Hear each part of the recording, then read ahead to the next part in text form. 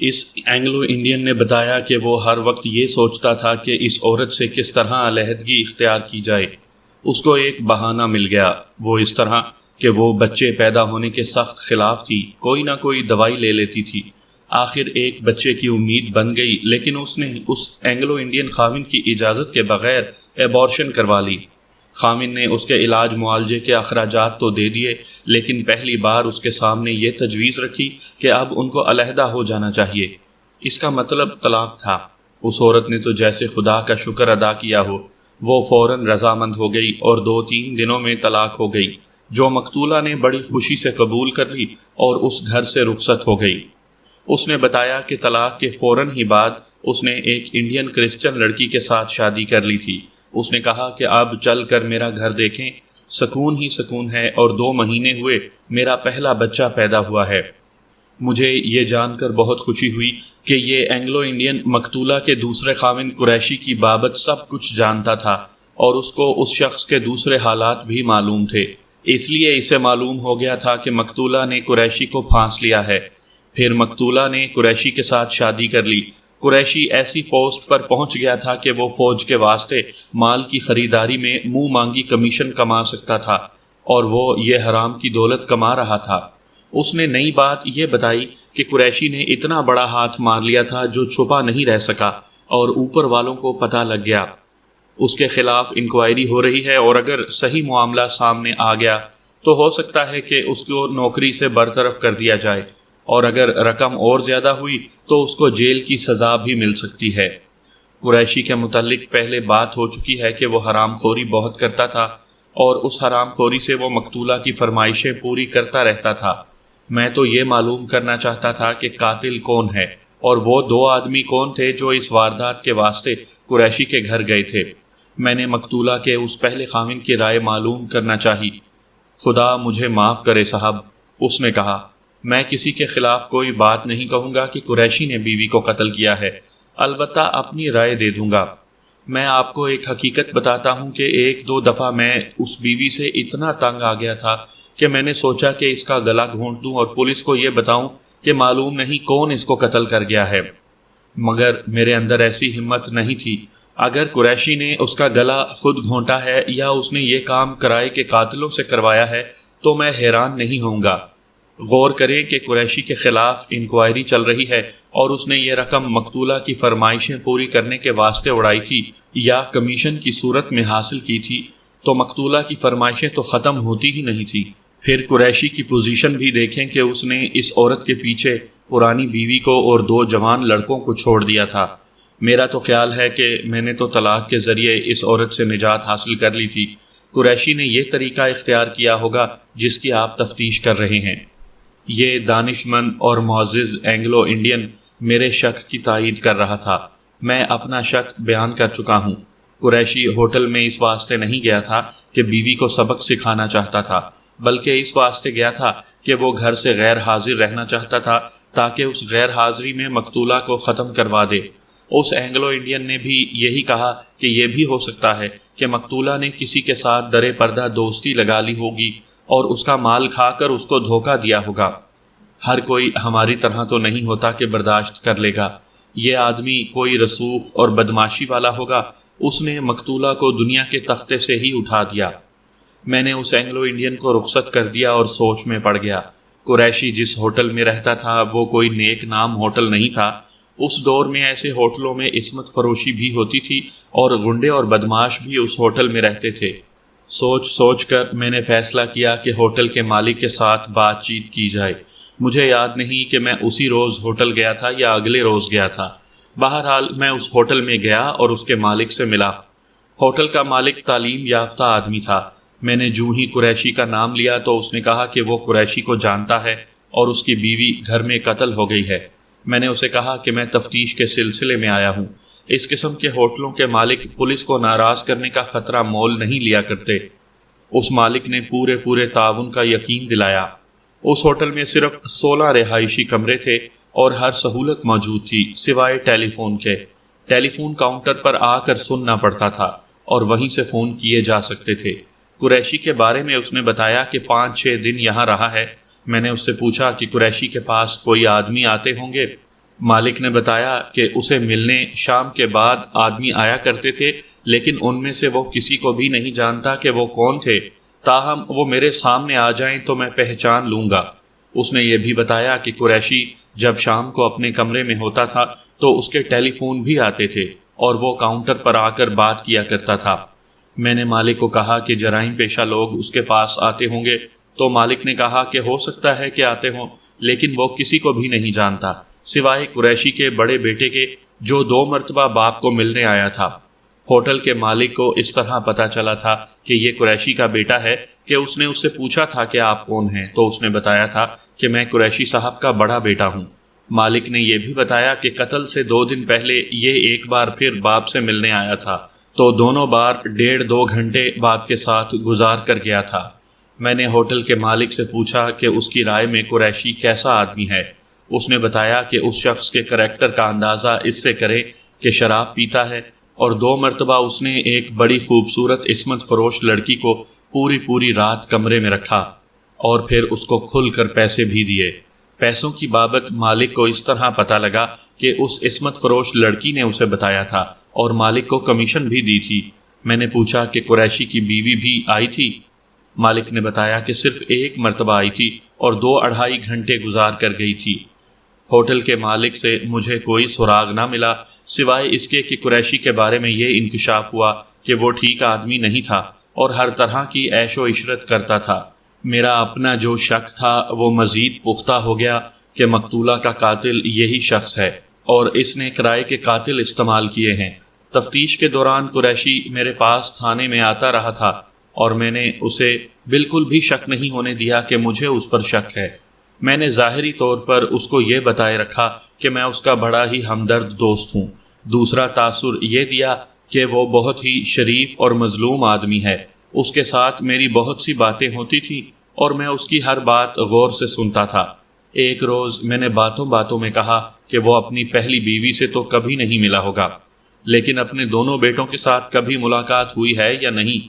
اس نے کہا کہ اس کے دونوں بیٹے یا ایک بیٹا ہر مہینے کی پہلی تاریخ کو دفتر میں آتا ہے اور پورے مہینے کا خرچہ لے جاتا ہے۔ اس نے یہ بھی بتایا کہ اپنے بڑے بیٹے کے ساتھ وہ بہت ہی پیار کرتا ہے اور بیٹا بھی اس کو بہت چاہتا ہے۔ اس نے کہا کہ اس کا بڑا بیٹا 2 مرتبہ ہوٹل میں بھی اس کے پاس گیا تھا اور کچھ وقت اس کے ساتھ ہی رہا۔ میرے پوچھنے پر اس نے بتایا کہ بڑا بیٹا تو بار بار کہتا تھا کہ وہ اپنے گھر واپس آ جائے اور اپنی دوسری بیوی کو بھی ساتھ لے آئے، لیکن اس بات میں قریشی کی پہلی بیوی کی رضامندی شامل نہیں تھی، اس واسطے وہ پرانے گھر میں نہیں جاتا تھا۔ میں آپ کو ایک خاص بات بتا دوں، میں نے یہی تفتیش نہیں کی تھی جو آپ کو سنائی ہے، یہ تو صرف ضروری باتیں ہیں جو آپ کو سنائی ہیں۔ میری حالت تو یہ تھی کہ جیسے کوئی آدمی زمین کھود کر نیچے سے کوئی چیز ڈھونڈ کر نکالنے کی کوشش کر رہا ہوتا ہے۔ میں نے مخبروں سے رپورٹیں لی تھیں۔ میں نے پہلے ہی کہا ہے کہ میرے واسطے مشکل یہ تھی کہ یہ دیہات کا معاملہ نہیں تھا جس کا میں عادی ہو چکا تھا، یہ بڑے شہر کا معاملہ تھا جہاں کی تہذیب اور تعلیم کچھ اور تھی اور جن لوگوں کے ساتھ میرا واسطہ پڑا وہ بھی کچھ اور تھے۔ میرا تو دن رات ایک ہو گیا تھا۔ اگر مجھے اچھی طرح یاد ہے تو قتل کو 4 دن گزر گئے تھے اور 5ویں دن میں قریشی کی پہلی بیوی کے گھر میں بیٹھا ہوا تھا۔ میرے علاقے کا انگریز DSP میری جان کو آیا ہوا تھا۔ انگریز قتل اور ڈکیتی کی وارداتوں کو تو برداشت ہی نہیں کرتے تھے۔ یہاں تو معاملہ یہ بھی تھا کہ مقتولہ اینگلو انڈین تھی اور ایک افسر کی بیوی تھی۔ DSP تو یہ توقع رکھتا تھا کہ میں جادو کے ذریعے قاتل کو سامنے لے آؤں۔ میں کچھ رپورٹیں مخبروں سے حاصل کر کے اور بہت ساری سوچ بچار کے بعد قریشی کے پہلے گھر میں گیا۔ وہاں تو جانا ہی تھا۔ میں نے یہ دیکھنا تھا کہ قریشی کی پہلی بیوی کس ٹائپ کی ہے اور اس کے بیٹے کیسے ہیں، اور اس کے بھائی بھی تھے جن کے بارے میں معلوم ہوا تھا۔ یہ شک بے جا نہیں تھا کہ اس عورت نے مقتولہ کو قتل کروایا ہوگا۔ قریشی کی پہلی بیوی کے نقوش کوئی برے تو نہیں تھے، لیکن اس کا رنگ گہرا گندمی تھا اور اس کی عمر 40 برس سے اوپر تھی۔ اس کا جسم پھول گیا تھا اور پیٹ آگے کو بڑھ آیا تھا۔ وہ مقتولہ کے مقابلے میں تو کوئی حیثیت ہی نہیں رکھتی تھی، بلکہ صحیح بات تو یہ ہے کہ وہ مقتولہ کی نوکرانی لگتی تھی۔ میں اس عورت کے ساتھ ابھی رسمی سی بات کر رہا تھا۔ بات اتنی ہی کی تھی کہ افسوس کا اظہار کیا تھا کہ اس کے خاوند نے اس عمر میں آ کر دوسری شادی کر لی۔ اس کے بعد میں نے اسے یہ کہنا تھا کہ اللہ کی ذات اس عورت کے حق میں ہے، اس واسطے اس کے خاوند کی دوسری بیوی قتل ہو گئی ہے۔ میں نے ابھی یہ دوسری بات کی ہی نہیں تھی کہ مجھے باہر تیز تیز قدموں کی آواز سنائی دی اور ایک نوجوان کمرے کے دروازے میں داخل ہوا۔ وہ گھٹے ہوئے جسم کا نوجوان تھا جس کی عمر 18-19 سال تھی۔ میں وردی میں تھا۔ مجھے دیکھ کر وہ دروازے میں ہی رک گیا، اور میں نے جو بات نوٹ کی وہ یہ تھی کہ اس کی آنکھیں ٹھہر گئی تھیں اور اس کا منہ ذرا سا کھل گیا تھا۔ دوسری بات یہ نوٹ کی کہ اس کے چہرے پر بائیں طرف جہاں کان کے نیچے کا حصہ ختم ہوتا ہے، زخموں پر لگانے والی ٹیپ کراس کی شکل میں لگی ہوئی تھی۔ وہاں زخم تھا، جگہ ایسی تھی کہ اس پر پٹی نہیں باندھی جا سکتی تھی، اس واسطے اس پر دوائی اور کپڑا رکھ کر ٹیپ لگا دی گئی تھی۔ یہ زخم جبڑے پر تھا۔ میں نے نوٹ یہ کیا کہ اس نوجوان نے فوراً ہی زخم والی سائیڈ پھیر لی اور اپنے پورے جسم کو بھی اسی طرف کر لیا۔ اب اس کا دایاں ہاتھ میری طرف تھا۔ اسے شاید معلوم نہیں تھا کہ میرے ساتھ ایک ہیڈ کانسٹیبل بھی تھا۔ اس عورت نے میرے کہنے پر ساتھ والے کمرے میں اسے بٹھا دیا تھا۔ یہ میرا بیٹا ہے، قریشی کی بیوی نے کہا، پھر اس سے مخاطب ہوئی، وہاں کیوں رک گئے ہو بیٹا؟ آگے آؤ، ان سے ہاتھ ملاؤ اور ان کے پاس بیٹھو۔ تم تو ڈر ہی گئے ہو، میں نے ہاتھ اس کی طرف بڑھا کر کہا، میرے پاس بیٹھو۔ وہ میری طرف آ تو گیا لیکن بڑے عجیب طریقے سے۔ وہ اپنے چہرے کی ایک سائیڈ چھپانے کی کوشش کر رہا تھا۔ میں نے اس کے ساتھ ہاتھ ملایا اور اس کو ہاتھ کھینچ کر ساتھ والی کرسی پر بٹھانا چاہا، لیکن وہ دوسری سائیڈ پر بیٹھا، جس سے مجھے یقین ہو گیا کہ وہ اپنا زخم مجھ سے چھپا رہا ہے۔ میں یہ سمجھا کہ یہ ابھی نوجوان ہے اور اس کو یہ ڈر ہے کہ اس زخم سے اور پٹیوں سے اس کا چہرہ بدصورت معلوم ہوتا ہے۔ زخم مجھ سے چھپانے کی یہی وجہ ہو سکتی ہے، لیکن میں یہ دیکھ رہا تھا کہ اس کے چہرے پر گھبراہٹ بڑھتی ہی جا رہی تھی۔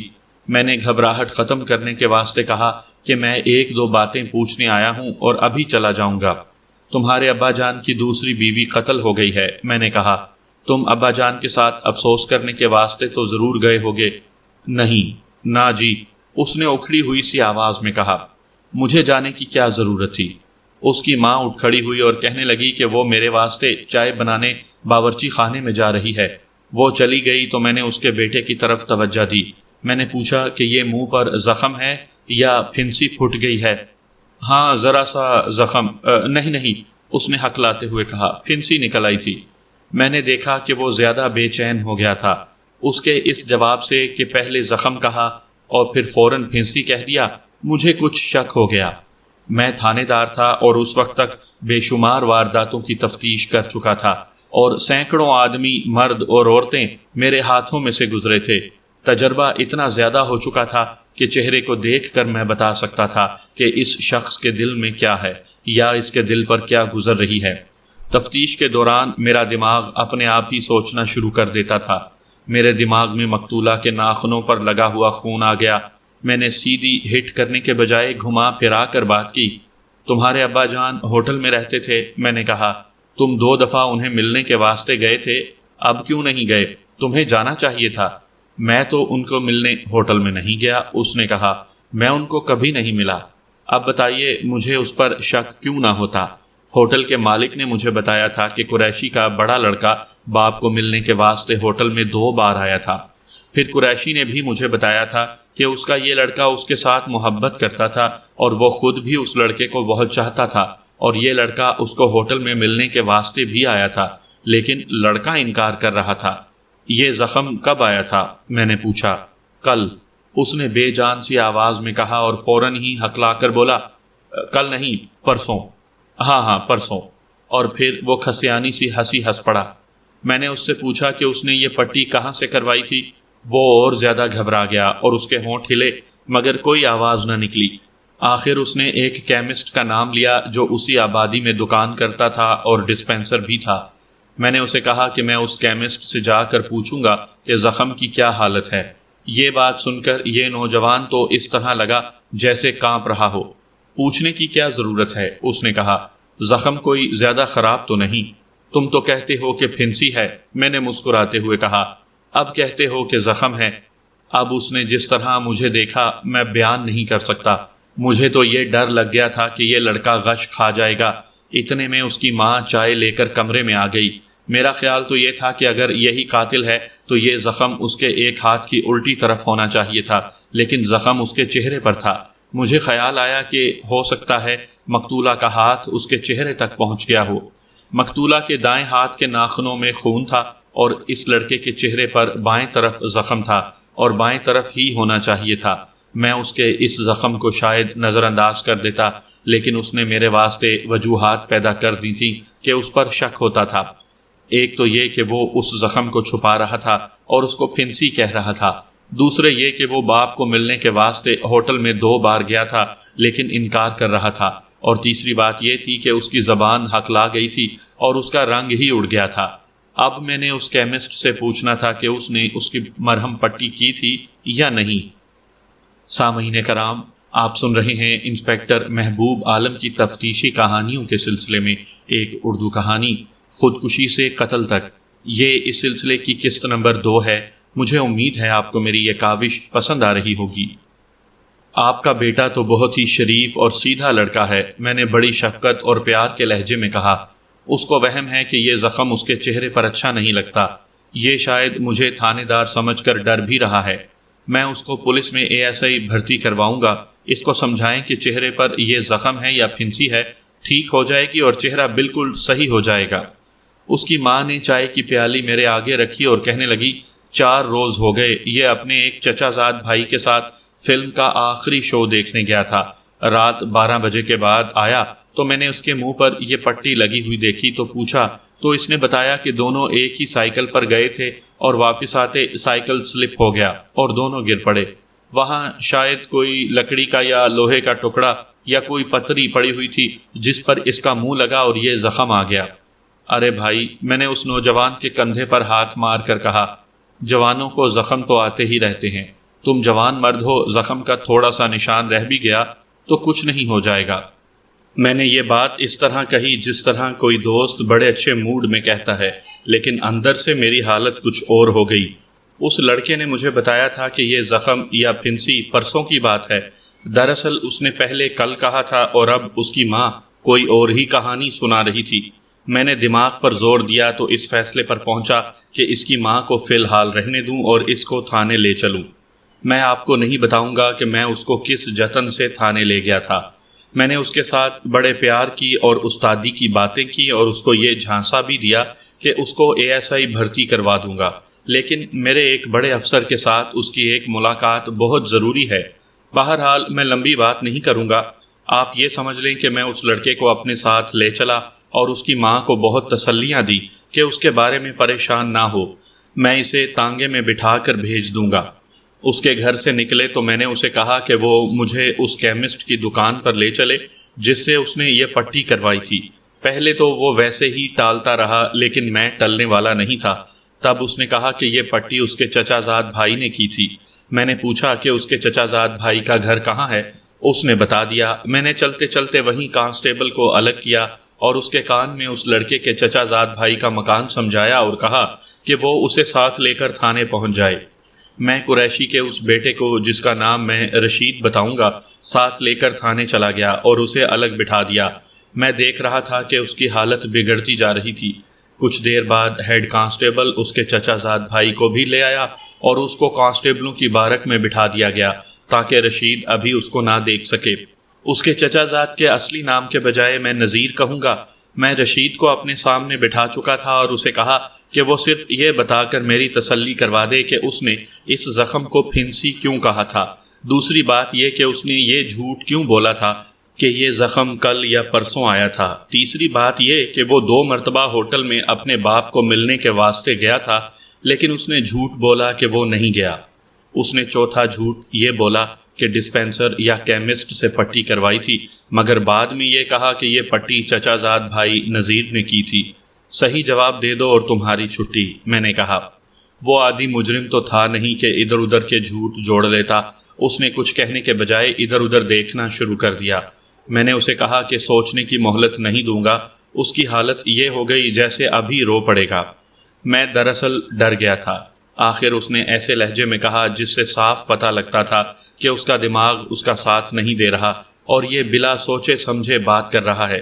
یہ قتل کا کیس ہے، اس واسطے میں جھوٹ بولتا رہا کہ آپ مجھے ہی شک میں نہ پکڑ لیں۔ میں نے اس کی یہ بات سنی اور کچھ کہے بغیر اپنے کمرے سے نکل آیا اور کانسٹیبلوں کی بارک میں جا کر اس کے چچا زاد بھائی نذیر کو الگ بٹھا لیا۔ وہ رشید کی ہی عمر کا نوجوان تھا اور اس کا رنگ بھی اڑا ہوا تھا۔ وہ مجھے اس طرح سہم کر دیکھ رہا تھا جیسے میں اسے ڈسنے لگا ہوں۔ حوصلہ کرو نذیر، میں نے اسے کہا، ڈرنے کی کوئی وجہ نہیں، تم پر تو کوئی الزام نہیں، مجھے 2-3 سوالوں کے 16 آنے صحیح جواب دے دو اور گھر چلے جاؤ۔ جس رات قریشی صاحب کی اینگلو انڈین بیوی قتل ہوئی، اس رات تم اور رشید کہاں تھے؟ یہ مت کہنا کہ تم اپنے گھر پر تھے، میں جانتا ہوں تم اس وقت اپنے گھر نہیں تھے جس وقت وہ عورت قتل ہوئی تھی۔ دوسرا سوال یہ ہے کہ رشید کے چہرے پر یہ زخم کس طرح آیا اور کیا تم نے اس کی مرہم پٹی کی تھی؟ مقتولہ کے نوکر کا بیان تھا کہ 2 آدمی آئے تھے جنہوں نے اس کو باندھ کر برآمدے میں پھینک دیا تھا اور ایک آدمی اندر گیا تھا۔ مجھے یہ شک ہوا کہ رشید ہی اگر قاتل تھا تو اس کے ساتھ یہ لڑکا نذیر تھا۔ میں دراصل ہوا میں تیر چلا رہا تھا۔ کبھی تو مجھے یہ خیال بھی آ جاتا تھا کہ یہ میرا وہم ہے، یہ بدھو سے لڑکے اتنا سنگین جرم کرنے کی ہمت رکھتے ہیں، نہ ان میں اتنی عقل ہے۔ میں اٹھ کھڑا ہوا لیکن نذیر بیٹھا رہا اور میرے منہ کی طرف دیکھتا رہا۔ اس کی آنکھیں سفید ہو گئی تھیں، جو صاف نشانی تھی کہ یہ میرا اصل ملزم ہے۔ یوں پتہ لگتا تھا جیسے اس پر سکتہ طاری ہو گیا ہو۔ اس کی آنکھیں ٹھہر گئی تھیں، دیکھتے ہی دیکھتے اس کی آنکھوں میں آنسو آ گئے۔ میں اس کے سامنے بیٹھ گیا اور اس کے سر پر ہاتھ رکھ لیا۔ میں نے تمہیں پہلے کہا ہے کہ سچ بولو اور چھٹی کرو۔ میں نے کہا، میں نے تمہیں ویسے ہی تھانے نہیں بلایا، ساری باتیں معلوم کر کے بلایا ہے۔ اٹھو اور ذرا میرے ساتھ آؤ۔ میں نے اسے بازو سے پکڑ کر اپنے کمرے کی طرف لے گیا اور دروازے میں لے جا کر کھڑا کر دیا۔ میرے کمرے میں رشید بیٹھا ہوا تھا۔ رشید نے ہماری طرف دیکھا۔ میں نے نذیر کو پھر بازو سے پکڑا اور بارک میں لے گیا اور اسی جگہ بٹھا دیا۔ میں تمہیں یہی دکھانا چاہتا تھا کہ اصل بات مجھ تک کس نے پہنچائی ہے۔ میں نے کہا، رشید صبح سے یہاں ہے اور وہ اصل بات بتا چکا ہے۔ میں اب یہ دیکھوں گا کہ تم کتنا کچھ سچ بولتے ہو، پھر فیصلہ کروں گا کہ تمہاری مدد کروں یا رشید کی۔ میں تم میں سے ایک کو چھوڑ سکتا ہوں، بولو کیا کہتے ہو؟ تھوڑا وقت دے دوں گا، سوچ لو۔ میں اسے بڑی سخت پریشانی اور اذیت میں چھوڑ کر وہاں سے اٹھا اور اپنے کمرے میں چلا گیا۔ دیکھ لیا رشید، میں نے قریشی کے بیٹے رشید کو کہا، تمہارے چچا زاد بھائی نے تو 1 منٹ بھی دیر نہیں لگائی اور اصل بات سنا ڈالی۔ میں نے اب یہ دیکھنا ہے کہ تم زیادہ سچ بولتے ہو یا نذیر۔ تم دونوں میں سے جو 16 آنے سچ بولے گا اس کو میں چھوڑ دوں گا۔ بولو کیا کہتے ہو؟ تمہارے بچنے کی کوئی صورت نہیں۔ مقتولہ کے نوکر نے تم دونوں کو پہچان لیا تھا۔ یہ بات ذہن میں رکھیں کہ ان دونوں کو میں نے یہی الفاظ نہیں کہے تھے جو آپ کو سنا رہا ہوں۔ یہ ایک استادی طریقہ ہوتا ہے جس میں زبان کے کچھ کرتب کرنے پڑتے ہیں۔ اس خاص طریقے سے اکثر تھانے دار بڑے پکے اور ڈھیٹ ملزموں کو بھی توڑ لیتے ہیں اور اقبالی بیان لے لیتے ہیں۔ یہ لڑکے تو بالکل ہی اناڑی اور بچے تھے۔ یہ اب میرے دماغ کا کمال تھا کہ میں پوری کامیابی حاصل کر لوں۔ بہت ہی سوچ کر میں نے تیر چلائے اور رشید نے رونا شروع کر دیا۔ میں رشید کو توڑنے کی کوشش کر رہا تھا کہ ہیڈ کانسٹیبل اندر آیا اور اس نے میرے کان میں کہا کہ اس لڑکے کا باپ آ رہا ہے۔ میں فوراً اٹھا اور باہر نکل گیا۔ میں اس وقت نہیں چاہتا تھا کہ وہ تھانے میں کچھ دیر بیٹھے۔ میں نے باہر ہی اس کا استقبال کیا۔ وہ کچھ زیادہ پریشانی کی حالت میں تھا۔ اس نے کہا کہ اس کو ٹیلی فون پر بتایا گیا ہے کہ میں اس کے بیٹے اور بھتیجے کو تھانے لے آیا ہوں۔ وہ معلوم کرنا چاہتا تھا کہ میں ان کو کیوں لایا ہوں۔ میں نے اسے بتایا کہ وہ ملزم تو نہیں، اس کو اتنی فکر لگ جائے۔ میں تفتیش کر رہا ہوں، ان لڑکوں سے 2-4 باتیں پوچھ کر گھر بھیج دوں گا۔ وہ میرے پیچھے ہی پڑ گیا کہ میں ان لڑکوں سے کیا پوچھنا چاہتا ہوں، اور پھر وہ کہنے لگا کہ وہ تھانے میں ہی رہے گا اور ان دونوں لڑکوں کو اپنے ساتھ ہی لے کر جائے گا۔ میں نے پہلی بار اس کے ساتھ تھانے داروں کے لہجے میں بات کی۔ اسے کہا کہ وہ میرے کام میں دخل اندازی نہ کرے، ورنہ میں اس کو تھانے کے احاطے سے باہر نکال دوں گا اور میں یہ کام 2 کانسٹیبلوں سے کرواؤں گا۔ اس طرح وہ ٹلا۔ میں پھر رشید کے پاس جا بیٹھا۔ رشید بدستور رو رہا تھا۔ میں نے اسے تسلیاں دیں اور اس کا حوصلہ بڑھایا اور یہ وعدہ پھر کیا کہ اس کو اس واردات سے نکال دوں گا۔ اس کا کوئی جواب سنے بغیر میں بارک کی طرف چلا گیا۔ دروازے میں جا کر دیکھا تو 2 کانسٹیبل نذیر کے پاس بیٹھے ہوئے باتیں کر رہے تھے۔ وہ پرانے تجربہ کار کانسٹیبل تھے، مجھے معلوم تھا کہ وہ کیا باتیں کر رہے ہیں۔ وہ نذیر کا حوصلہ بڑھا رہے تھے اور اس کو سبز باغ دکھا کر تیار کر رہے تھے کہ اس نے کوئی جرم کیا ہے تو اقبالی بیان دے دے اور اس کو اس کا بہت فائدہ ملے گا۔